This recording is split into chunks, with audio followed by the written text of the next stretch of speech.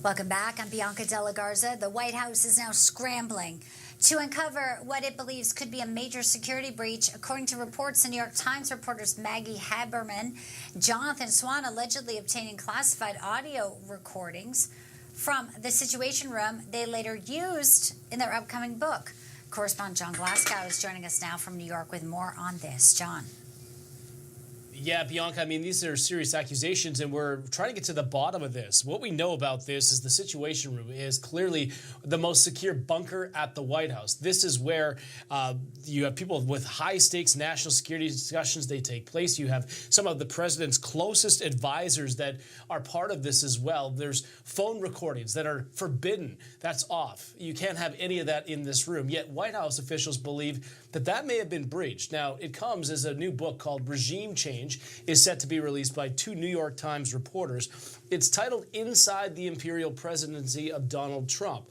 As you mentioned, Maggie Haberman and Jonathan Swan, they co-authored this book. The reporters here, they focus on the Epstein files and how the Trump administration is handling it. Now, lately, there has been growing demand and negative press about releasing all of the Epstein files. Well, last week, the New York Times released some of the excerpts of this new book with this headline: Inside the White House, freak out over the Epstein files. President's top advisors gathered in a series of Situation Room meetings as they struggle to contain a scandal engulfing Donald Trump himself. So the reporters, they describe in detail discussions, allegedly near verbatim accounts of that meeting from the Situation Room.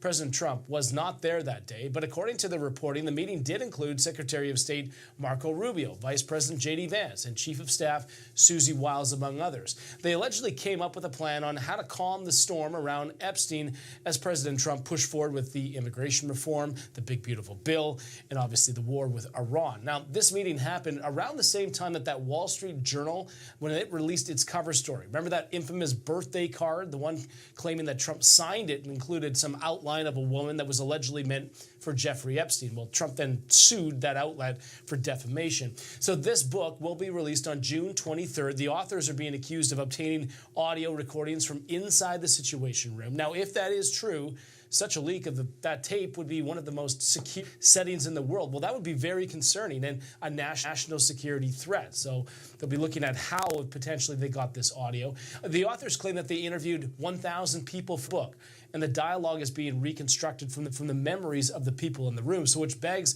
the bigger question. If somebody was in the room and leaked that information to these two reporters, that could be something that they'll have to investigate as well. Bianca? It sure could be. John Glasgow, thank you for that report and update there. I'm pleased to bring in our panel to weigh in. Criminal defense attorney Aaron Reed with us. Also, investigative journalist and host of the Tony Kinnett cast at the Daily Signal. Tony Kinnett, guys, good to see you both. Aaron, I'll start with you. Legally, Situation Room recording, is this something criminal that they could have charges? What's the exposure for Swan and Haberman? It's a major security breach. It's a major violation of federal law, and there could be some significant ramifications for the person or people that were responsible for leaking the information, if in fact that actually happened. That is a massive national security issue, and there's a lot of other things as well. You could possibly even get into the Espionage Act or other weird kind of things that could happen, but it is absolutely an extremely serious federal felony that could be punishable by prison time. Tony, I'm not surprised, though, that they might have tried to do this. Obviously, they've seen how successful some of these tell-all books can be. What do you think? Obviously, we don't know if this is, actual. There's reports now. They have to, obviously come to light and see what the evidence shows. But if this is the situation, wow. Talk about where this goes is Aaron just laid out the potential for criminal charges or exposure legally. Well, I think what's even more important here is what friends we choose. And I think this is something, Bianca, that you've discussed for quite a long time. Of course, I have.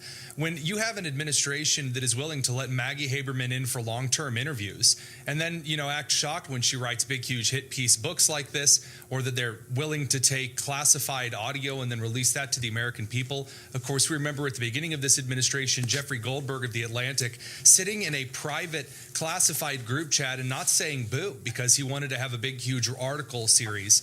You have individuals who are far more concerned with publishing the latest scoop than they are about actually keeping the national security of the United States intact. That's a significant issue that I think going forward, there's a lot of ties that need to be cut. And if there's someone who is willing to leak information to the New York Times, maybe it's also the New York Times who shouldn't be receiving anything extra from this administration. I think it goes both ways. Right. Well said. I know the White House has been extremely concerned about leaks, hence we've heard those NDAs proposal recently. But you're That's right. A lot of people sometimes baffled who President Trump keeps in his orbit. But, obviously then you kind of understand, keep your friends closer, enemies closer. Maybe that was his strategy. But this way, obviously there could be some serious repercussions. There's a lawsuit out in California, Aaron, and it's making a lot of headlines. While you have Spencer Pratt, he's out for LA mayor. He's not done fighting. He announced on X that he's teaming up with Los Angeles Mayor Karen Bass's brother. Is suing her. Kenneth is suing her for reckless negligence that led to the destruction of our homes. I hope their Thanksgiving dinner isn't too awkward. I know ours hasn't been the same since last year. Now, there are lawsuits filed separately. Pratt filed his immediately after the Palisades fire in January 2025. But the mayor's brother, he filed his just last month. So one of the allegations in Pratt's lawsuit, Aaron, is that the LA Department of Water and Power failed to maintain an adequate water supply when they closed the Santa Ynez Reservoir in early 2024 for repairs. City says the reservoir was offline to comply with drinking water regulations, denies any wrongdoing, claiming it's not liable, claiming the weather conditions could have challenged any municipal water system. So that's Pratt's lawsuit. But talk to us about the intrigue that, you've got Mayor Bass running for re-election. It's not good look that the brother's saying, I'll sue you, sis. It's not a good look, but to be clear, he is suing the city of Los Angeles. She just happens to be the mayor. And if he is out and to get recourse for his home burning down due to negligence, he should still be able to do it regardless of who the mayor is. The 40,000 or so people with their homes burned down, displaced. There's a lot that goes into these lawsuits. They're making their way through, and ultimately the causation is going to be extremely difficult, I think, to prove. You're dealing with an act of God and a wildfire that was one of the worst we've seen in a long time. But the mayor's brother is entitled to try. He's entitled to his relief. He's entitled to do the things that he needs to do to recoup money and to try to get his property back and do all the things to make his life whole again. It just happens to be his sister might be standing on the other side of that, and so be it. Yeah, no, and obviously no love lost. We have some breaking news right now. Staying in California, Democrat California Governor Gavin Newsom, longtime rival of President Trump, we know that gentleman, has now said that the president ordered the Justice Department to investigate him and his wife. Newsom saying in a video posted on X that federal agents in recent days have knocked on the doors of his friends and former employees and have asked for records. And Newsom is saying not because they found a crime, but because they're simply trying to find one. Tony, we're continuing again to track this as this is breaking at this hour.